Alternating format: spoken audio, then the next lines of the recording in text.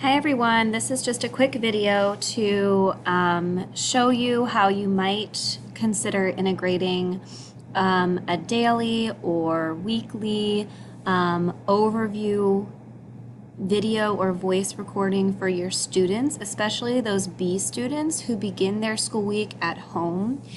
So I'm just going to show you what I do, but then I'll also show you another way that you can do this as well. So some of you are already doing this, and I think it's super great that students can hear your voices at home and can also hear an explanation of their expectations for the day or the next couple days, spoken as well as in writing.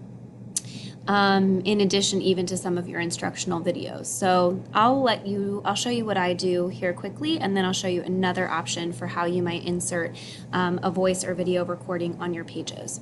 So when my students come into their class on any given day, I always have a note here that if they click on my Bitmoji, it will take them to an overview video of this week's learning. So if my students come over here, they click on me, they'll hear this video.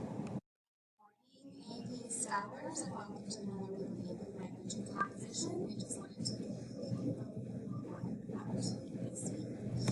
and then I go on to actually walk them through the steps that I'm asking them to do that I have described down here as well. So I kind of literally show them, okay, you're going to do this first, and then everything that is in here or that I'm expecting for you for the next couple of days is in this folder.